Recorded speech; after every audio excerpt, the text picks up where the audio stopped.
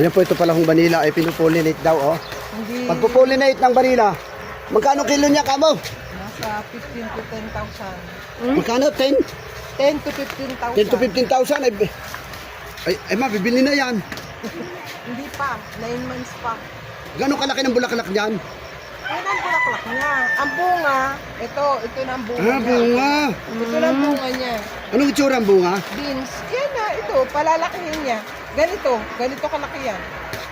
Mahaba. Mahaba din. Yan kaganyan. Yun ang binibili. Oo, yun. Oo. Yan ang inaano. Simula ko, bilhin yan. Abay, malayo. Dabaw. Ay. Ito yung busy pa. Ipadamihin mo. Araw-araw ko na din eh. Nagaganito. Oo.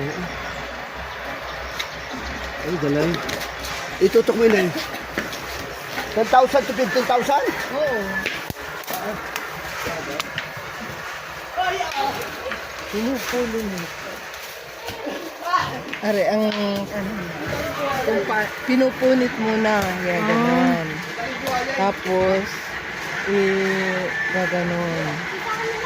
Yun. Pagkapauti. Dami. Kaya, kamo.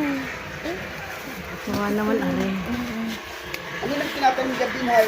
Yung cutting. Kinakat.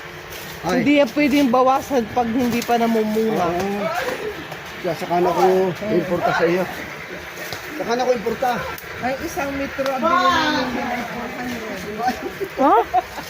400. Bago mo naman mapaganyan, 3 taon. Ay, paano mo na pang ilang puno ko yan? Napadami mo. Ano yan? Oo, kasama yan. Ilang puno yan?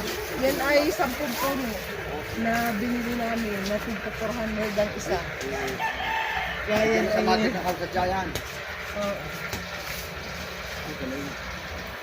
Okay, may hardin ko din eh. Kala kayo. Calamar orchids. Ano? Tama doon, kumpul-kumpul sa taas. Wala, basta ano lang eh. Kumpul-kumpul. Dahil bunga. Dahil bunga. Alila. Adiyot na. Daan hagdan ay wala ang tanggalan dito. Oo, yan o. Ito. Yun yung ang may-ari ng vanilla, kakababae na akatsagdan. Yung mahulaw dyan.